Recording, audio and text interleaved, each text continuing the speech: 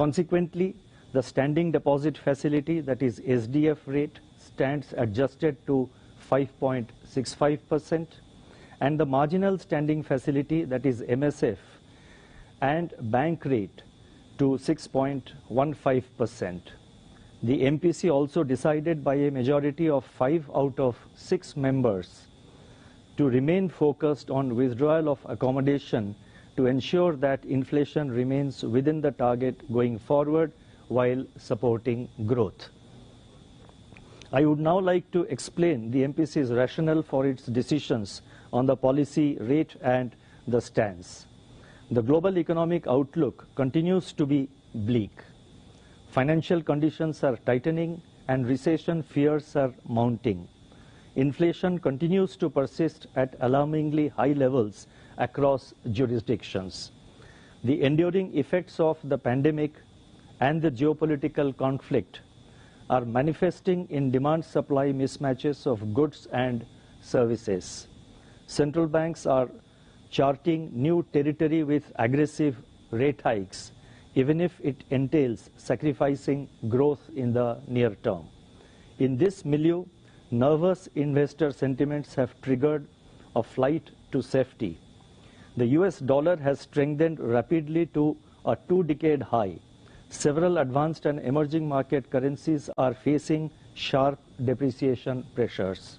Emerging market economies, that is EMEs in particular, are confronted with challenges of slowing global growth, elevated food and energy prices, spillovers from advanced economic policy normalization, debt distress, and sharp currency depreciations.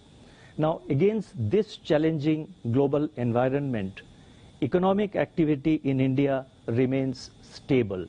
And that's a very refreshing point.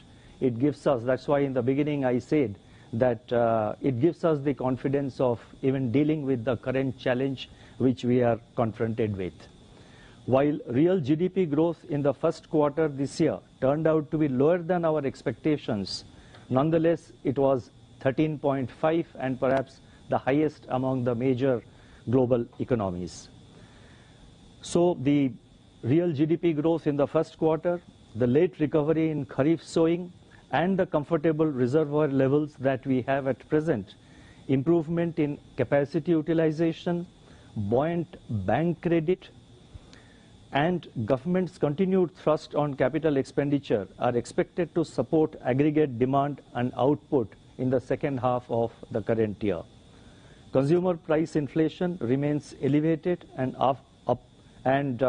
above the upper tolerance band of the target due to large adverse supply shocks, some firming up of domestic demand, and the spillovers from global markets. The recent correction in global commodity prices, including crude oil, if sustained, may ease cost pressures in the coming months.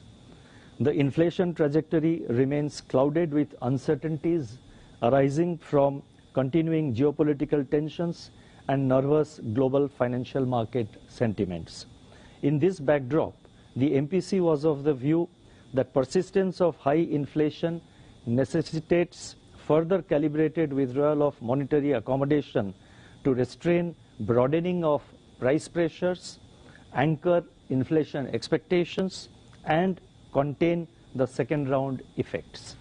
This action will support the medium-term growth prospects of our economy. Accordingly, the MPC decided to increase the policy repo rate by 50 basis points to 5.9% and to remain focused on withdrawal of accommodation while supporting growth.